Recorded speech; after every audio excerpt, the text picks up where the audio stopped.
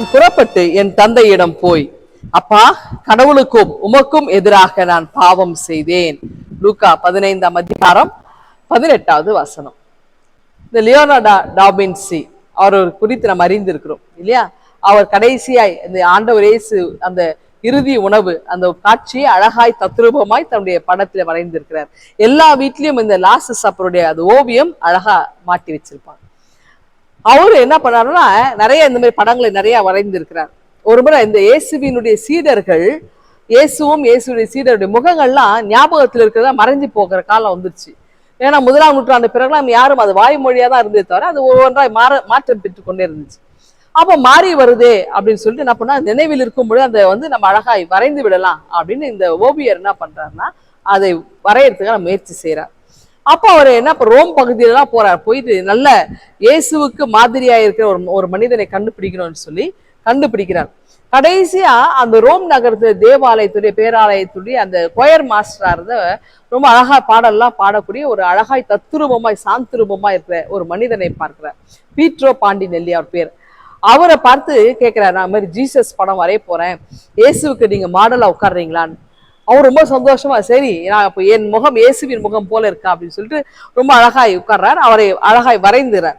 வரையும் போது ஒவ்வொன்றாக ரசித்து வரைகிறார். ஐயோ, கண்கள்லாம் எவ்வளவு அழகா இருக்கு, இயேசுவுக்கு கருணை கண்கள் போல இது அப்படியே இருக்கே, அப்படியே இந்த விழியெல்லாம் அவ்வளோ ஒரு சந்தோஷமா இருக்கு பாக்குறதுக்கு அப்படின்னு சொல்லி வரைகிறார். இப்படி அதுக்கப்புறம் முடிச்சு நன்றி சொல்லிட்டு அப்படி ஒவ்வொரு சீடர்களுக்கு ஏற்றால் போல ஒரு நபரை கண்டுபிடிச்சு வரைகிறார். நாட்கள் காலங்கள் உருண்டோடி போன கடைசியா யூதாஸ்க்கு ஒரு கேரக்டர் தேவை. அந்த கேரக்டருக்கு ஒரு முகம் தேவை.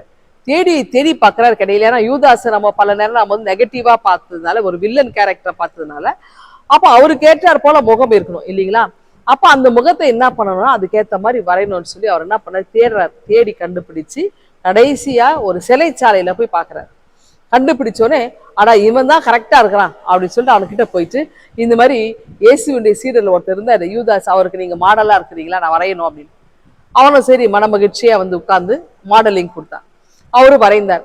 வரைந்து முடிவுல அந்த கண்கள் வரையும் போது இந்த பெயிண்டருக்கு ஒரு ஞாபகம், உன்னை நான் எங்கேயோ பார்த்திருக்கேன், இந்த கண்களை நான் எங்கேயோ பார்த்து இருக்கிறேன், இந்த கண்கள் எனக்கு பழக்கப்பட்ட கண்கள் அப்படின்னு சொல்லி கேட்கும்போது அந்த பீட்ரோ பாண்டிநெல்லி சொன்னாராம், கொஞ்ச காலத்துக்கு முன்னாடி நீங்க என்னை பார்த்து இயேசுவுக்கு மாதிரியா என்னை அமர வச்சு வரைஞ்சிங்க, அதே நபர் தான் இன்னைக்கு யூதாஸ்க்கு மாதிரியா போன.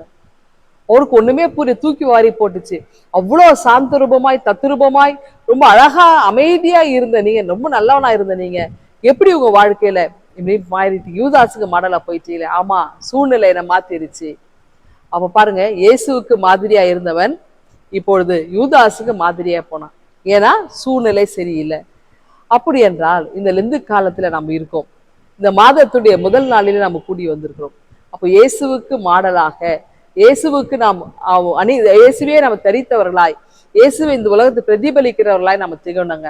அப்படி என்றால் இயேசுவோடு நம்ம இணைந்த பயணத்தை நம்ம செய்யும் பொழுது ஆண்டவர் இந்த மாதம் முழுவதும் நம்மை அற்புதமாய் அழகாய் அதிசயமாய் வழி நடத்துகிறா இருக்கிறார். இந்த சிந்தனையோடு இந்த நாளை துவங்குறீங்களா? ஆண்டவர்களை ஆசீர்வதிப்பாராக. ஆமென். எங்கள் அன்பின் ஆண்டவரே, இந்த புதிய மாதத்திற்கு ஸ்தோத்திரிக்கிறோம். இந்த மாதம் எங்களுக்கு ஆசீர்வாதமாய் அமையட்டும். மீட்பர் இயேசுவை ஜெபிக்கிறோம் எங்கள் அன்பின் கடவுளே. ஆமென்.